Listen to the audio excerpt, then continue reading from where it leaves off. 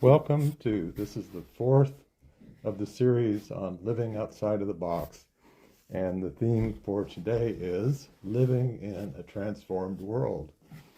But before we get into talking about that, I'd like to talk about some things that habitually keep us from experiencing living in a transformed world.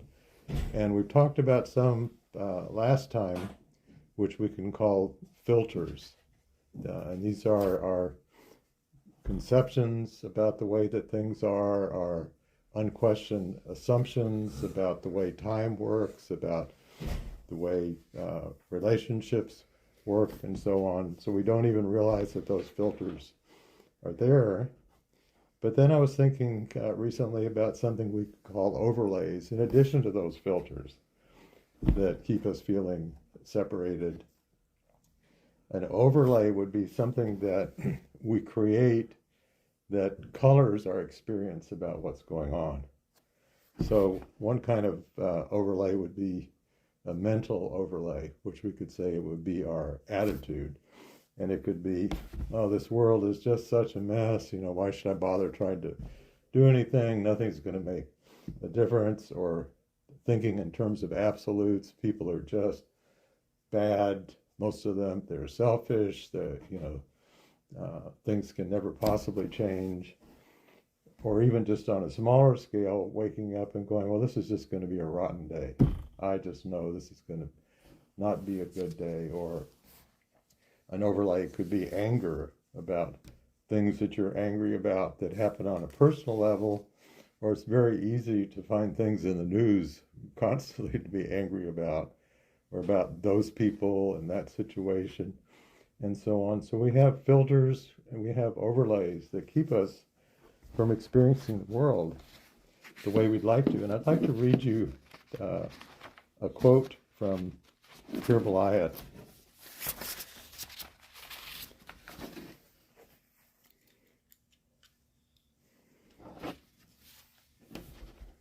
If we look at the Jewish Bible, instead of the Western translation, the voice under the bushel doesn't say, I am that I am, but says, I am that I become.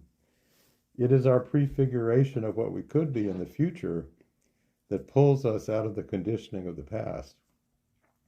There's a saying of the Sufis, O man, O woman, it's your ignorance of your freedom that is your captivity. Our freedom is through our imagination, our power of being able to project in a very concrete way, like a picture, the way we could be. Meditation is a means of enhancing our creative power, but at first, imagination starts with an emotion, not a thought, an emotional attunement. It could be an emotional process like Brahms trying to cope with the great tragedy of his life, falling in love with the wife of Schumann. It was an impossible situation.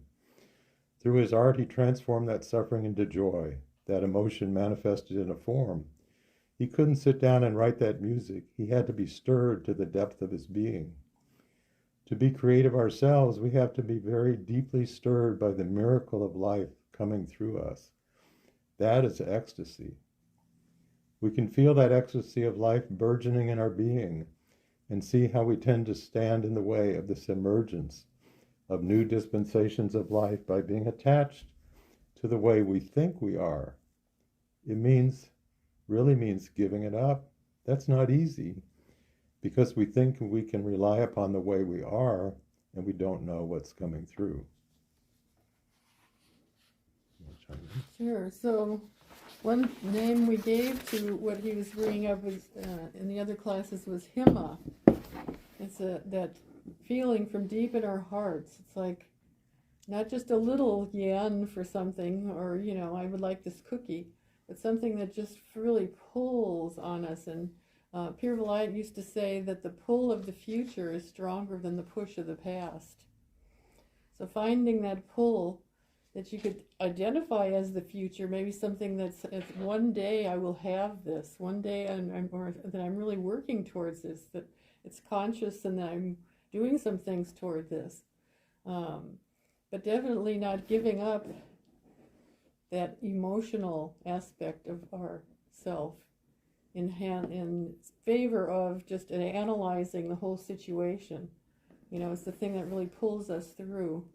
And certainly it pulls us all different kinds of ways too. I mean, it will pull us back into reminiscences of things. And so a lot of the spiritual path is also about becoming adept at sensing where these things are taking us. Sometimes I call it the compassionate witness that loves us deeply and at the same time is very attentive to what's going on. So it's a part of our own being that we can strengthen. So in that compassionate witness, we feel the deep love and support at all times, and at the same time an awareness where different things are taking us so that we can make choices all along the way. And a reminder of something I believe we talked about last week. One stage would be just witnessing this new unfoldment. As the Sufis say, there's a new creation that happens at every instant. Or it's like having a mystical experience, or just feeling in a state of reverie in a beautiful place in nature, listening to beautiful music, and so on. So that's very wonderful. And then our tendency is we'd like to just get back to that state because that's so much richer and more enjoyable than the way that things were. But our purpose is to help bring through something in that new creation that could only come through by virtue of our relationship with the uniqueness of our being and what is seeking to unfold. So Pure Light talking about the pull of the future being stronger than the push of the past. And the term I have for this is the eliciting light of Sophia. It's like, what is drawing forth this ishq, this deep longing from our heart for something to become? And it's not a longing for something to just come through because it's kind of sitting there in this ethereal state and you're just going to concretize it by bringing it through. I mean, that would be an understandable way to think about it, but it really is not a finished product that's seeking to come through. It's a tendency in a certain direction, so to speak, for something to manifest that is changed by our way of relating to it. So just like when anybody that's engaged in any kind of really creative work, it could be you're composing some music, you're writing a poem, you're doing creating some art and so on, there's an interplay. You have an idea about what you're wanting to have happen, and then there's an inspiration that comes, and then you start to do something with that medium with the inspiration, but then something is triggered in you that furthers that inspiration beyond what it was to start with. So there's this continual interplay between the two sides, and that's what really enables this hima, this creative process of the heart, to take place. It's being actively involved in the relationship and the expression, and not just being a witness to it. So, and a lot of times in spirituality, there's a state described as just this part of you that just witnesses what's going on. But I remember one of the books I wrote many years ago, Upgrading the Operating System of the Soul, one of the chapters was called The Witness Gets Involved.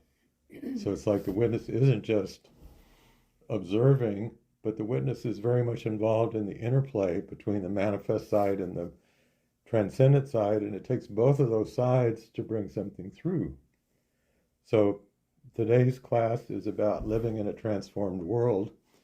So this is about, well, what brings about that transformation? It's not just, well, there's this transformed world and we don't realize it, so we've got to kind of grit our teeth and do some things to get to it. The world continually becomes transformed by our way of relating to it. So we had an interesting project really this week in thinking about, well, we have one more class and there's so much more to say. So I hope that this is an introduction to something for you. You know, there's so much more, one aspect more that goes with what he was just saying, is this relationship with everything that we are a part of, that we are not this isolated being here, not at all. I mean, I'm sure that your desires brought this class to be, as well as our desires to have it. Everything that we're experiencing and that we do is a combination of these pulls, different kinds of pulls and different kinds of desires. And, we can think of it as something of our family, or sense, that kind of inheritance of these different ways, but it's so much more than that. Even you could think of the trees wanted something, or the air wanted something, or there's so much that is really circulation of what we are and who we are. And learning about this happens through deep meditation and working with different qualities, working with the aspect of the air, the aspect of fire, the aspect of the earth, and then going deeply into what the different realms are, the angelic realm, which is so much of light, and the Jinn, Jinn realm, which is much about genius and connections and creativity, the realm of the qualities, which are, we spoke about the different names of God, that 99 names of God in some traditions. In other traditions, are just all these aspects of the goodness and the beauty and the possibility that we all are. So we think about all the aspects and levels of who we are, and the circulation between all of that and all the rest of existence. And this takes some work and study. We've been at it for about 55 years. And there's still new surprises, and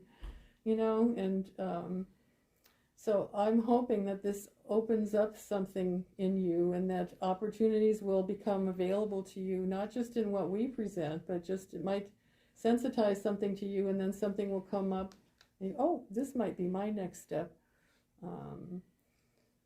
Because our point this week is very much about that there's an unfolding of this future, the unfolding of the creation, and that when we get this impulse, which I hope this is what we're doing in this class, is that feeling of this impulse that, I want to be a part of this. And then everything starts falling into your hands. And there's a big change and a big beginning, like an initiation, that I hope for you.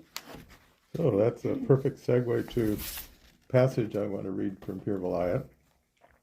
There are different kinds of initiation that souls experience. And by the way, she had no idea what I was going to read. One is natural initiation, a kind of natural unfoldment for which the soul cannot give any cause or reason, comes to a soul, although no effort or attempt has been made by that soul to experience it. Sometimes this initiation comes after great illness, pain, or suffering. It comes as an opening up of the horizon. It comes as a flash of light, and in a moment the world seems transformed. It is not that the world has changed. It is that the person has become tuned to a different pitch. He or she begins to think differently, feel differently, see and act differently. Their whole condition begins to change. One might say of them that from that moment they begin to live. It may come as a vision, as a dream, as a phenomenon. In any of these forms, one cannot determine the manner in which it will manifest. And then another from Pir Vilayat. If you seek beauty, it will elude you. If you unfurl the beauty latent in your being, it will attract beauty. This is the reason why seeking for the angel in the heavens is misleading. Instead, find the heavenly dimension of your being, and the environment will be transformed. Mm-hmm. So this idea of a change of pitch, I've been thinking lately more and more about that we are beings that exist in multiple states of vibration. I mean, before I thought, well, which is another way of describing it, that we exist in different realms of existence. The realms Diane was talking about, the Jinn realm, the angelic realm, and so on. But what these are different vibrational realms of existence that are all co-present right here. So we don't think of them that way usually. We think, well, the higher realms, the other place, the other side. But seldom do we think of it. It's really right here. But our receiver, our operating system, is normally set to only pick up a certain range. Like if you get some speakers, you can see what range of the audible frequency that they can put out. And then there's the part of the audible frequency that our ears are capable of hearing, which varies from person to person. And elephants, for instance, can hear subsonic sounds that we can't hear, and other animals can hear very high frequency sounds that we can't hear. So there's so many levels of vibration that are already going on in the physical world that we know about, but there's many, many subtle realms of vibration that ordinarily we don't have an experience of. So sometimes we have a spontaneous experience of those, just out of the blue, mystical experience, and we weren't trying to do anything. Other times it might occur after having done some intense spiritual practices, and we have a breakthrough. The Sufis call it a hal, H-A-L. It's like a temporary higher state of perception, but then we usually come back down to here. But it's a very different way of thinking about the world, to realize that all that we're seeking to awaken to, this transformed world, isn't any place else but right here. And the reason that what we think of as here looks like a far cry from that. I mean, you look at what's going on in the world and say, this doesn't look much like a transformed world to me. It looks like a real mess. But that's because we're only able to attune to a very small range of that frequency. And on top of that, we have our filters, which are concepts, mental concepts, emotional concepts, physical concepts, and we have our overlays, the projections that we put on that the way that things are and the way that things aren't. And then we have a thought of, well, how we wish that things could be, but it seems sometimes like an impossible goal to try to get to. But if we can, it takes a radical shift in consciousness to awaken to the reality of who we are.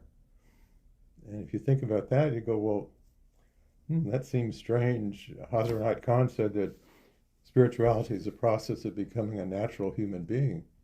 Well, that shouldn't be hard to become a natural human being. That's what I am. But that's not how we've been. That's not how we are accustomed to being. And we are continually bringing forth a furtherance of an unnatural state of being ourselves, and an unnatural state of perception of the world, and an unnatural way of relating to what's in the world. So we could think of awakening as, well, we're unlearning these unnatural conditioned ways of being and perception so we can experience how things really are. And if you can remember back to when you were very young and maybe the world just seemed so magical and nobody was telling you anything about it. I mean, it's like the wonder of a child looking at a butterfly or the night sky or so on. They're in that state of connectedness, but they haven't gotten the wisdom that comes from life's experience. So we're not trying to go back to that, but we'd like to recapture the freshness of that way of perceiving. And it's possible to do that, but we have to learn ways to let go and change the way we go about relating to our circumstances. So we have a friend, John Johnson, or Hamayat. You knew Hamayat. And he had this lovely story of a child that went into the field and looked at all the plants out there and saw this, especially this one flower. He just thought, oh my goodness, it's so beautiful. And he picked the flower and he thought, I could give this to my neighbor. She's always in a bad mood over there. So I'm going to take her a flower. And I bet she's going to be happy now. So he took it over there and knocked on the door, and she came to the door and he said, I have found this flower and it's just for you. And she said, that's a weed. So So so this little guy went out, and it wasn't only that there were flowers, it took him somewhere, right? And he was blessing someone with it, and I'm sure that wonderful things happened besides that, but that's the kind of slap that we can get sometimes. But we also have been talking about the imagination, and then we talk about realms and light and all these things, and we're using our imaginations and cooking these things up. And I've said before that sometimes we're using our imaginations to recall where we really are, where what really is existence, kind of erasing what was in the box, as we were calling it before. So there are so many ways to be doing this. And speaking of the qualities we've said before, one is actually, I'll tell you one, is Jamil, Jamil, which means beauty. And so here with this little fellow is finding this aspect of beauty out in his field, and he was trying to bring it to somebody. And some ways that can be done as a practice is repeating Ya, which means Ya means hello, or oh, like if you meet somebody, they might say Ya. And this is Arabic, these words. And one good thing about Arabic is that the sounds themselves are supposed to help you to understand the idea of like Jamil. And so that's one reason Arabic was used.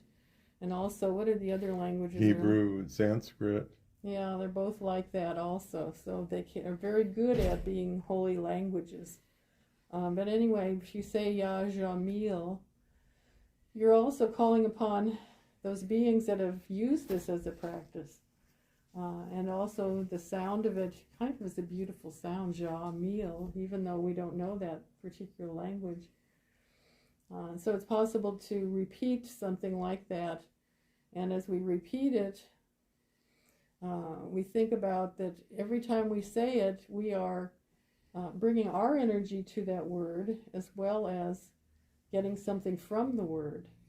So there's kind of a dual process going. There's this kind of spiral, and things can change. And I'm not having us especially do this practice right now, but it is a practice of the Sufis to come up with, there's probably 99 plus many more different words that are used, and each time that you use that, it's kind of enhancing that imaginative quality, and not only that, helping you to revive all the parts of you that I know I'm speaking to the choir here, kind of, that a lot of you have already worked with some of these parts of yourself, but unrolling and unfurling all that you really are, so that when we look at this manifestation here, it is not 99% of who we are. Maybe it's like more like 10% is the identification that we've had before, and so much of it then is upwelling from somewhere else, and it's that's our natural condition, not what we thought we were before. Like you were saying, it's like, oh, there's our natural condition. There's how we really feel. I'm going to read a poem. You going to do that now, or you want to? Well, let me say some stuff. Okay, let's go back and forth. So here's another Pir Vilayat quote. Okay. Imagine that your body is like a biological crystal. It has the extraordinary faculty of absorbing light from the environment and being transformed by it. Just imagine your body as a living crystal which is vibrating, transforming, and transmuting continually. See how it reaches an excited state by absorbing light. Enjoy the discovery of light. So, we've been talking throughout these 4 classes about we only know things by virtue of our relationship with them, whether it's something external in manifestation or whether it's an internal experience of a more subtle level of reality. So that's one way we can come to an understanding, but that's just one part of the picture. So we can understand, but we can become capable of engaging in a process that brings something new that wasn't possible before, But in order to do that, we have to have, sometimes I call it like a currency or a modality. What is it that we're using as the means of connection with what we're experiencing? So Diane was just talking about Jamil, beauty. So we could have a whole experience of beauty, ways that we experience beauty, the ways that the light of our being is transformed by the beauty of something, what's emerging from our being by that experience of beauty, and how that light transforms the beauty of what we were experiencing. So it's, English kind of fails us here. We think of it as back and forth, but it's a continual, each side is continually updating the other side by virtue of the quality that we're using as the means of experiencing. So an analogy from the internet would be it's often carried on fiber optic cable, which is just transmitting light, but on that light is all the information of the internet. And we engage in that, we have to have a computer or some device that's going to be able to tune to that and pull out exactly what we're looking for, because you can't download everything on the internet. Good luck with that. But you can pull out a particular thing, but it's like you have to have a desire. So we have a desire that gets actuated in the relationship that we have with what we're experiencing, and the desire gets actuated by means of a particular quality that's experienced in both directions between us and what it is that we're experiencing. And that very modality itself is transformed by the experience of both sides. So it's like we're trying to get into something, but all the parts are affecting all the other parts. So the Sufis have this wonderful way of talking about trilogies, like love, lover, beloved, the seer, the seeing, the act of seeing, the knower, the known, and the act of knowing. And it's related to the idea of the Trinity in Christianity too. Different ways of parceling out the different aspects, but it's really all part of one thing that you can look at from different points of view. Now, so you could type. Okay. I just love this. We're doing. I love, and just thinking about what you're receiving and thinking about what's being cooked here and what's the future from this, and so beautiful. So another poem came through me. And this, let's see, I'm just speaking to each one of you. You have been blessed from the inside out, rays streaming through you from outer spaces and inner landscapes. Feel now in what gentle awe that you are held. Allow each cell to open and be bathed in the light that has always claimed you. Bring greetings from solar realms, plant kingdoms, animal kingdoms, and the winds of every direction. Place your feet solidly on the earth and open receptors you've never known, each cell now radiating your own song. A new blessing rises up from you as you join in the recurrent creation. Release now the returning stroke which folds your soul print, your contribution into the pattern of the universe. So here is using images, using imagination to think about those parts and reclaim that which we really are. So there's a wonderful term called the Theophor, which means God bearer, B-E-A-R, E-R, the one that carries or brings forth, makes possible. So each of us is a Theophor. Each of us has the capacity to bring forth a unique aspect. You can fill in the blank of God, the divine, of the one, the universe, the transcendent, in a way that could only come through us. And each of us is a bearer of a unique form, but not form like it's this fixed thing, a unique form of light. And I'll turn light into a verb, a unique way of lighting, of becoming light, of expressing light, of experiencing light, of taking in light, transforming light, and radiating light. Each of us is a unique manifestation of a way of doing that. So we enable a kind of light to come forth into existence that wasn't there before. So we just bought a whole bunch of plants yesterday that we're going to plant today, and we've got some fertilizer we're going to put on them.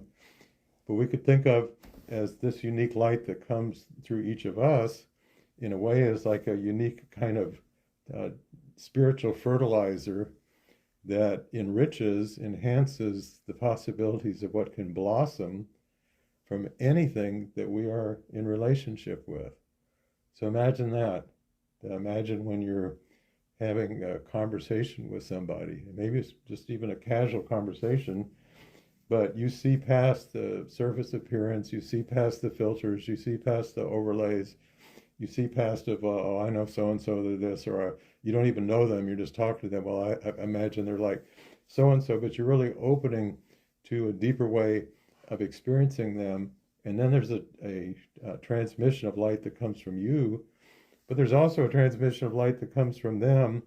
And then there's the interplay of these two lights on each other that now is birthing a new form of light that wasn't even there before. So it's like each side is fertilizing, so to speak, the other, and what emerges now is a new capacity for something to trigger off further emergence in everything. It becomes available to all of existence just through, it's pretty far out, a simple conversation with someone. You're waiting in the checkout line at HEB, and you're not trying to do this. You're not going, I think I'm going to transform the light of the universe by my conversation. It's not going to work, because then you're separating yourself. You're putting some seemingly nice filters on. Well, this is a very spiritual filter because I'm seeing the higher perspective. No, you want to be natural. You're just being yourself, but in this way of engagement with the world becomes a transformed world. So if you don't take anything else from these 4 classes, maybe you can remember that your way of being that's natural, that allows you to express from the fullness of who you are, which is much more than the way we usually think of ourselves, you are bringing about a transformation of all of existence. So if you don't like the way the world is, become natural. That's all. That's a lot easier than solving global warming or. Yeah.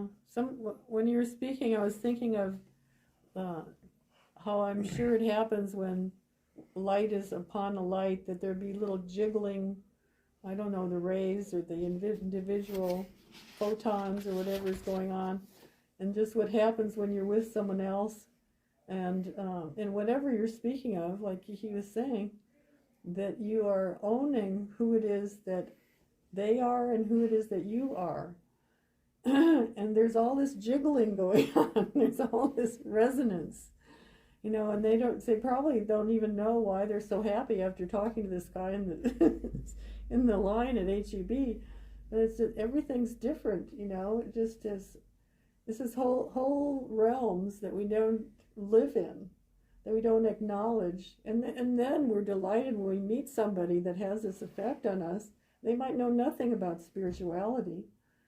They're just naturally full of light and joy, and and have gone through some really difficult times, and that was a portal, as Don says, to something emerging in them. But much more of the time, it is possible for us to work and develop these ways of seeing things more than anything else, and opening to who we really naturally are. And when we do this, we become catalysts. So a catalyst, as you might recall from high school chemistry, is something that enables a reaction to take place. Like in your cars, you have catalytic converters. They enable a reaction to take place, but they don't get used up in it. They just are the means by which the reaction can take place. So imagine that we become catalysts of emergent sacredness, emergent divinity, emergent beauty. You can fill in the blanks with any of the qualities that you like. But we become a catalyst when we engage in a relationship through the modality of that particular quality, and we're really open to the feeling and the newness that is continually arising by that way of relationship. So this is like, well, if you try to describe this, it's kind of hard to fit it in your mind and it's hard to find the words for it, but maybe you get the idea of what I'm talking about when you really get into this. And a basic example that I'm sure we've all had is when you're having a really inspiring conversation with a friend, and each of you is getting more and more insights from what the other one said, and each of you perhaps comes up with something that neither of you could have possibly come up with on your own. And what you come up with is not just the sum of what you knew and what they knew. It's something that it took these two in relationship and this catalytic reaction to take place that now, like hydrogen and oxygen, if you have the catalyst, make water. So you can't really predict water from looking at hydrogen and oxygen, but this catalyst that doesn't get used up is enabling this transformation to take place. So Hazrat Khan has this beautiful phrase. He says, "May the heavens be reflected on the earth, Lord, that the earth may turn into heaven." He doesn't say, well, let's just leave behind this messiness of physical life and just soar, perhaps in the next life after we die or in high states of meditation. Let's just hang out up here in the heavenly realms. That's the opposite of what he says. The whole point is the furtherance of expression of divinity in the world, in the thick of life, that we're not just witnessing, we are essential elements of. And this idea of dharma that we've talked about, our purpose, our spiritual duty in life, our dharma is to enable this expression to take place in a way that's unique to each one of us. And nobody can tell you what that is. I mean, you have to discover that for yourself. But when we can find a way of where things are just really cooking, and a good clue is when things that seemed very mundane and ordinary now just become very alive. I think we're going to hear a little bit later when we have our sharing part from Beverly about her experience with the dishwasher. We'll save that for at the end when we're not recording. And some other of you probably have some experiences that you want to share. But that's a good indication when some mundane kind of thing just all of a sudden is really highlighted and stands out. And it's not that you were trying to do this magical thing with it or, zap out a bunch of energy to it. You were temporarily in that state of naturalness of your being in relationship with the deeper essence of what you were experiencing. And then something comes forth that from one vantage point seems kind of miraculous, but the only reason it seems miraculous is it's not what you're accustomed to. You're accustomed to the most unnatural way of being, which we're all caught up in. So when we break free from that, it seems like, well, this is really spacey, this is cool, but that's the real experience. Well, I just have one thing to add before maybe a very short meditation. That in the Zoroastrian tradition, and I think I told you a little bit about the initiation that they went through as a teenager, that they were told to be, that they were the sons and the daughters of the archangel of the earth. And then they say this phrase, may we be among those who will bring about the transfiguration of the earth. And if you think of it in one way, it's like, well, that things will be healthier and everything, that's very good. But we're talking about a huge transformation. We're talking about transformation of each of the participants in it. And not just singling things out, but knowing that we are the earth. And one more little thing is, I think about this often for myself, and you might like it too, that I'm going to think, let's see what the universe would like to have happen through me.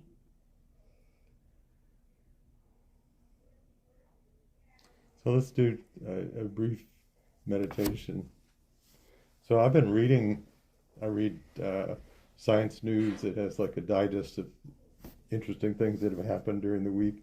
One of the things that they've recently found is that the liquid core of the Earth, which usually rotates in one direction, is now switching. It's going to be rotating the other direction, which isn't going to make for big changes. It's not going to start earthquakes or volcanoes or anything. But I was just thinking right now that it's kind of like every so often, like what do you do when your computer gets messed up? Control Alt Delete, close down the programs and start it again. So maybe the Earth every so often has to clear its cache. So often it goes, okay, we're going to flip directions of this core, and it's kind of a metaphor for what we really need to do periodically. So let's close your eyes for a short time.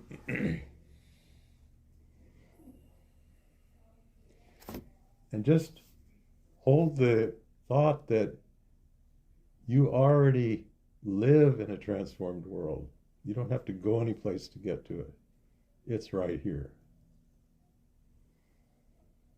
And imagine now that you can see images that depict the different kinds of filters that you have.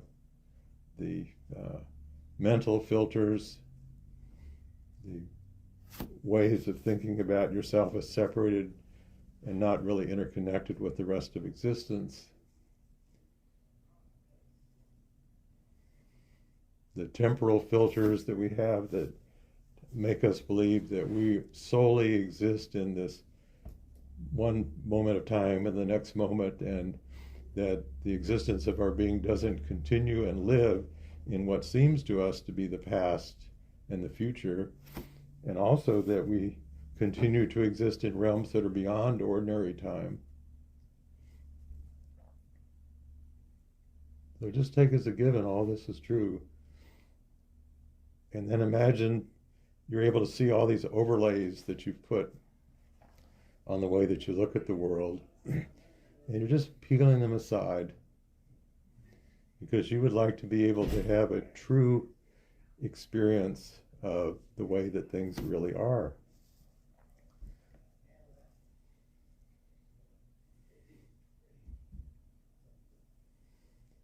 So imagine now that there's a special flavor of light, so to speak, that's circulating throughout every part of your being, through the cells of your body, through the atoms and subatomic particles, through your organs, through your mind, through your heart. And this special kind of light is a light of clarity that's enabling you to experience things with very deep clarity. And like this quote I read from Pure Light, that we're like these liquid crystals. So imagine now that the liquid crystal nature of your being is resonating and pulsating and vibrating with the most beautiful light in response to all that is coming in and all that is emergent in your connection with everything. And imagine, just like you would focus a microscope or a telescope, or you would tune a receiver just to get right the frequency of the station so there's no static, you're tuning things so everything is crystal clear.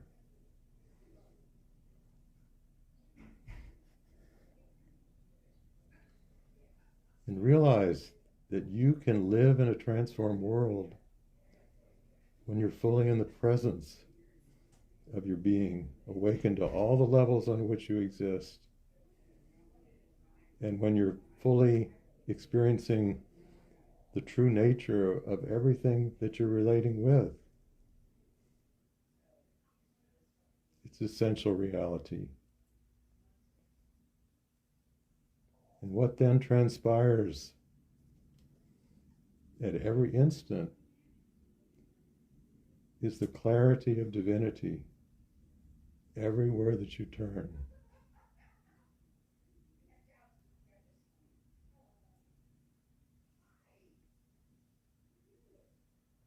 So may each moment bring to you and to all who will be listening to the recording of this at some later time an ever-emergent clarity of being.